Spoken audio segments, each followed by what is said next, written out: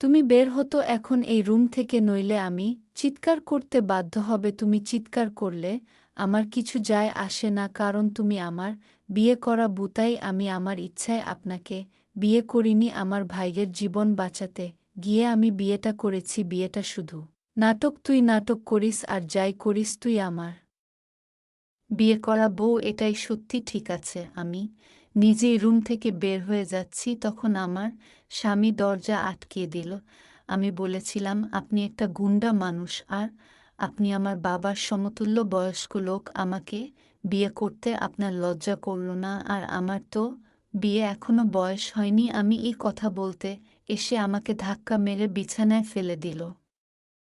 তারপর বন্ধুরা, আমার এমন অবস্থা হয়েছিল, ঘটনাটি শুনলে তোমাদের মাথা ঠিক থাকবে না। এবার আসল ঘটনাটি বলি। আমার নাম আনিতা। আমি পড়াশোনা খুব ভালো ছিলাম। আমি একজন মেধাবী ছাত্রী ছিলাম।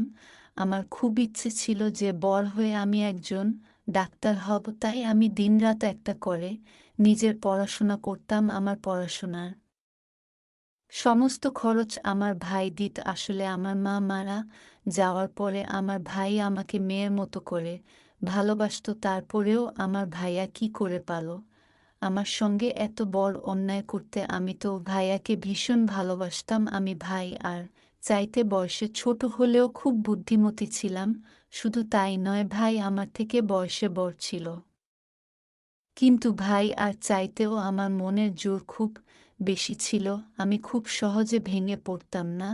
তাই ভাইয়া কখনো মন খারাপ করে থাকলে আমি তাকে সাপোর্ট করতাম এবং তার পাশে থেকে তাকে সাহস দিতাম। বাবা আয়েশার মারা যাওয়ার পরে আমি ভাইয়ের কাছে সেরকম কোনো জিনিসের বায়না করতাম না যেটা ভাই আমাকে দিতে পারবে না। আমি কখনো ভাইয়ের কাছে কোনো দামি কিছু চাইতাম না। ভাইয়া আমাকে নিজে থেকে যা জিনিস এনে দিত আমি সেটা পেয়ে খুব খুশি হয়ে যেতাম। আর ভাইয়াও আমাকে অনেক ভালোবাসতো। সে বুঝতে পারতো আমার কখন কোনো জিনিসটার প্রয়োজন হবে, তাই আমার বলার আগেই ভাইয়া সেই জিনিসটা আমার সামনে এনে হাজির করে দিত। আমার ভাইয়া ছোটখাটো একটা চাকরি করত। আমাদের ভাই বোনের মধ্যে যখন এত ভালোবাসা ছিল, তারপরেও জানি না কেন আমার ভাই আর সব কিছু জেনে শুনে আমার বিয়ে গুন্ডা আর বয়স্ক লোকের সঙ্গে দিয়েছিল। আমার ভাইয়া খুব ভালোভাবে জানত আমি পড়াশোনা করে ডাক্তার হতে চাই। তারপরেও একদিন হঠাৎ করে আমার পড়াশোনা বন্ধ করে দিয়ে আমার বিয়ে গুন্ডা লোকটার সঙ্গে দিয়েছিল। এমন নয় যে ভাইয়া আমাকে ভালোবাসতো না, কিন্তু ভাইজা পরে বুঝতে পেরেছিল যে সে নিজের স্বার্থের জন্য আমার বিয়ে ওই লোকটার সঙ্গে অনেক বড় অন্যায় করেছে। আমার ভাইয়া যে কারণে গুন্ডা লোকটির সঙ্গে আমার বিয়ে দিয়েছিল সেটা হচ্ছে, আসলে আমার ভাইয়া আয়শা নামের একটা মেয়েকে খুবই ভালোবাসতো এবং আমি ভাইয়ের ব্যাপারে সবকিছুই জানতাম। আয়শা আমাদের পাশের গ্রামের মেয়ে ছিল। আয়েশার বাড়িতে কেউ জানতো না যে আমার ভাই আয়েশার সঙ্গে তাদের বাড়ির পিছন দিকে লুকিয়ে দেখা করে।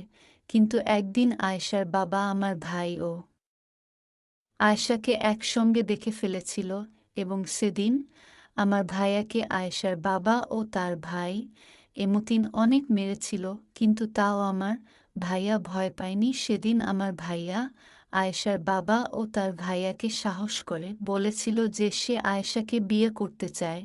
প্রথমে তো আয়েশার আর ভাইয়া বাবা এই বিয়েতে রাজি হয়নি। আয়েশা ভাইয়া মতিন এই বিয়েতে আপত্তি জানিয়েছিল। তারপরে মতিন যখন আমার ভাইয়াকে প্রাণে মেরে ফেলার হুমকি দিয়েছিল, তখন আয়েশা তার বাবা ও তার ভাই আমাকে বলেছিল তারা যদি আমার ভাইয়াকে মেরে ফেলে তাহলে আয়েশা নিজে আত্মহত্যা করবে। আয়েশার আত্মহত্যা করার কথা শুনে তার বাবা ভয় পেয়ে একটা শর্ত রেখে এই বিয়েতে রাজি হয়েছিল, কিন্তু মতিন তখনও এই বিয়েতে রাজি ছিল না। তখন আয়েশার বাবা মতিনকে আমার ব্যাপারে বলেছিল।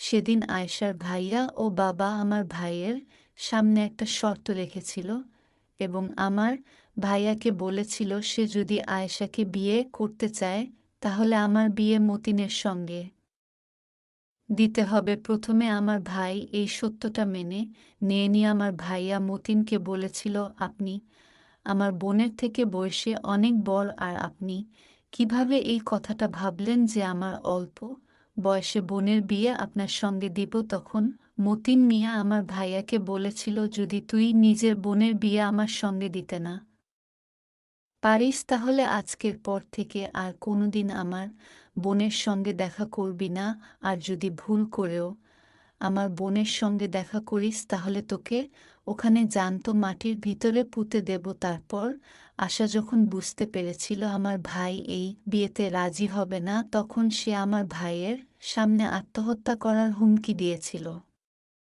ভাইজা তখন ভয়ে আয়েশার বয়স্ক ভাইজা মতিন মিয়ার সঙ্গে আমার বিয়ের জন্য রাজি হয়েছিল, এটা জানা সত্ত্বেও যে আয়েশার ভাই একজন গুন্ডা এবং চরিত্রহীন মানুষ। আমার ভাইগা নিজের ভালোবাসাকে বাঁচানোর জন্য আমার জীবনের বলিদান দিয়েছিলেন। সেদিন আমার ভাইয়া যখন আয়েশার বাড়ি থেকে মার খেয়ে আমাদের বাড়িতে ফিরে এসেছিল, তখন ভাই আর ওই রকম খারাপ অবস্থা দেখে আমি অনেক বেশি ভয় পেয়েছিলাম, এবং ভাইয়াকে যখন জিজ্ঞেস করেছিলাম যে তার এত খারাপ অবস্থা কি করে হলো, তখন ভাইয়া আমাকে সব সত্যি কথা বলেছিল, এবং এটাও বলেছিল আমার বিয়ে আসার আর ভাইয়ের মতি মিয়ার সঙ্গে দেবে। ভাইয়া যখন আমাকে মতি এর সঙ্গে বিয়ের কথা বলেছিল, তখন আমি ভাইয়াকে পরিষ্কারভাবে না বলে দিয়েছিলাম, এবং ভাইয়াকে বলছিলাম, তুমি কিভাবে ভাবতে পারলে যে আমিও ওই বয়স্ক চরিত্রহীন মানুষটার সঙ্গে বিয়ে করব? কারণ ওই মানুষটা আমাদের কলেজের সামনে বসে থাকে এবং প্রত্যেকটা মেয়ের দিকে এক অন্য নজরে চেয়ে থাকে। আমি ওরকম চরিত্রহীন নোংরা মানুষের সঙ্গে বিয়ে করে নিজের জীবনটা নষ্ট করতে চাই না। আর এমনিতেও আমার অনেক স্বপ্ন আছে, আমি নিজের পায়ে দাঁড়িয়ে আমার ও বাবার স্বপ্ন পূরণ করতে চাই। তাই তুমি এটা করতে পারো না। আমি যখন মতিনার সঙ্গে বিয়ে করতে রাজি হয়নি, তখন আমার ভাইয়া বলল, ঠিক আছে, সবাই আমার জন্য কষ্ট পাচ্ছে তো, তবে আমি নিজেকে শেষ করে দেব, তাহলে সব কিছু ঠিক হয়ে যাবে। আমি মরে গেলে তোর বিয়ে মতিন মিয়ার সঙ্গে হবে না, আর আমার মরার পরে আশা কিছুদিন পরে আমাকে ভুলে যাবে, তারপরে সব কিছু ঠিক হয়ে যাবে। এই কথাগুলো বলার পরে আমার ভাই আর ঘর থেকে কেরোসিন তেলের বোতল নিয়ে আসে আমার সামনে। নিজের শরীরে কেরোসিন তেল ঢালতে শুরু করল। আমি তখন এই দৃশ্য দেখে অনেক বেশি ঘাবড়ে গেলাম। তখন ভাই আমেসের কাঠি বের করে যখন নিজেকে পুড়িয়ে মেরে ফেলার চেষ্টা করেছিল, তখন আমি ভাইয়াকে বলছিলাম, ভাইজা তুমি এরকম করতে পারো না, এই পৃথিবীতে তোমার ছাড়া আমার আর কেউ নেই, তুমি আমার বাবা, তুমি আমার মা, তোমার কিছু হয়ে গেলে আমি একা কিভাবে বেঁচে থাকব? ভাইজা তুমি যা বলবে আমি তাই করুক। মতিনের সঙ্গে আমার বিয়ের পরে যদি তুমি নিজের জীবনে খুশি থাকো তাহলে আমি নিজের জীবনের ত্যাগ দিতে রাজি আছি। তার কিছুদিন পরে একই মঞ্চে মতিনের সঙ্গে আমার এবং আয়েশার সঙ্গে আমার ভাই আর বিয়ে হয়েছিল। সেদিন মঞ্চ থেকে আমি চেষ্টা করেছিলাম পালিয়ে যাওয়ার, কিন্তু মতিন আমাকে হুমকি দিয়ে বলেছিল, তুমি যদি এভাবে মঞ্চ ছেড়ে চলে যাও তাহলে কিন্তু তোমার ভাইয়াকে চিরকালের মতো আমি বন্দি করে রাখবো। তাই ভেবে নাও, তুমি তোমার ভাই আর ভালো চাও না, খারাপ চাও। তোমার ভাই আর জীবনটা শেষ করে কি তুমি নিজে ভালোভাবে বেঁচে থাকতে পারবে? তুমি কি তোমার ভাইয়াকে ভালোবাসো না? তুমি যদি তোমার ভাইয়াকে ভালোবেসে থাকো তাহলে আমাকে ছেড়ে পালাবে না? মতিন মিয়ার হুমকি ভরা কথা শুনে সেদিন আমি বাধ্য হয়ে শুধুমাত্র ভাইয়ের কথা মনে করে বিয়ে করেছিলাম। বিয়ে করার পরে ভাই আয়শাকে নিয়ে বাড়ি চলে গেছিল, আর আমি নিজের শ্বশুর বাড়িতেই ছিলাম। আমার শাশুড়ি তো অনেক আগেই মারা গিয়েছিল। শ্বশুর বাড়িতে আমি শ্বশুর এবং আমার স্বামী ছিলাম। বিয়ের দিন এমনিতেই আমার মন মেজাজ খুবই খারাপ ছিল। শুধু তাই নয়, আমি ভীষণ ভয় ছিলাম, কারণ মতিনের নাম আমাদের পাড়ায় সবাই জানত। মতি মিয়া সবথেকে নোংরা ও জঘন্য মানুষ ছিলেন।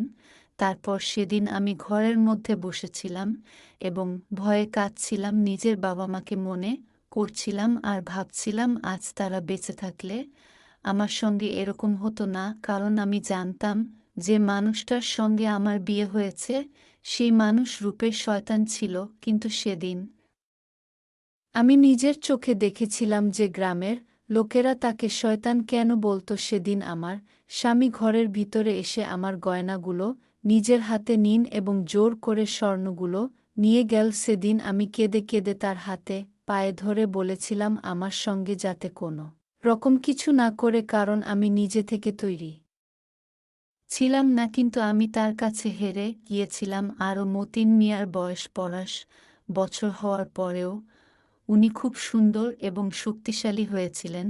তার শক্তির কাছে আমাকে হার মানতে হয়েছিল।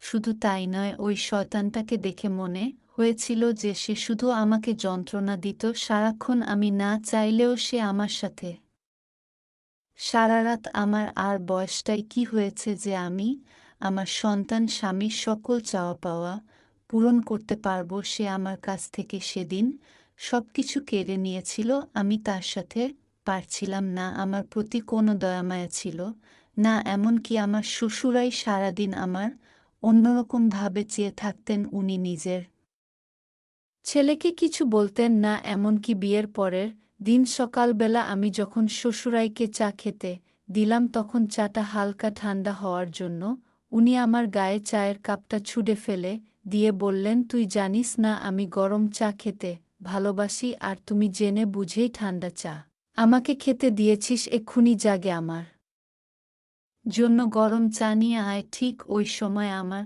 বলে সে তার বাবাকে বলল, আরে বাবা, নিজের মাথা ঠান্ডা রাখো, আমার এটা নতুন বউ, তুমি কি তাকে পুড়িয়ে মারবে নাকি? ওই সময় আমার শ্বশুর জেগে তার ছেলে কেবল পুড়িয়ে মারার কথা আমাকে বলার আগে নিজে মনে করত রাগের বুকে তুই নিজেই পুড়িয়ে মেরে ফেলেছিস। শ্বশুরাই মুখ থেকে আমার মনে হলো আকাশটা আমার উপর ভেঙে পড়ল। ভয়ে আমার পুরো শরীর কেঁপে উঠল। তখন আমার স্বামী আমাকে বলল, তুমি এখানে দাঁড়িয়ে দাঁড়িয়ে কি করছো? তাড়াতাড়ি রান্নাঘরে গিয়ে আমার বাবার জন্য গরম চা নিয়ে এসো। আমাকে কোনো কিছু জিজ্ঞেস করার তারা সুযোগই দেয়নি। কিন্তু আমার শ্বশুরের কথা শুনে আমি স্পষ্ট বুঝতে পেরেছিলাম যে মোদি নিশ্চয়ই তার আগে স্ত্রীর সঙ্গে এমন কিছু আচরণ করেছে যার জন্য তার আগে স্ত্রী মারা গেছে। আমরা শুনেছিলাম মতিনের স্ত্রী অসুস্থ হয়েছিল, তাই মারা গেছে। কিন্তু আমার শ্বশুর যে কথাটা বললেন সেটা শুনে তো বোঝাই যাচ্ছে মতিন মিয়ার আগের স্ত্রী অসুস্থ ছিল না। তাহলে কি সত্যিই তাকে আমার স্বামী মেরে ফেলেছে? এমনিতে আমি বিয়ের পরে খুব ভয়ে ছিলাম, কিন্তু এই কথা শোনার পরে আমার মনের ভয় আরও দ্বিগুণ হয়ে গিয়েছিল। কিন্তু আমার কাছে তো কোনো কিছু করার ছিল না। এদিকে আমি শ্বশুর বাড়িতে থেকে সারাদিন সমস্ত কাজকর্ম করার পরে যখন দেখতাম মতিন মিয়া যখন বাড়িতে নেই, তখন আমি লুকিয়ে নিজের পড়াশোনা করতাম। এদিকে আমার শ্বশুর সারাদিন আমাকে দিয়ে বাড়ির সমস্ত কাজকর্ম করাত।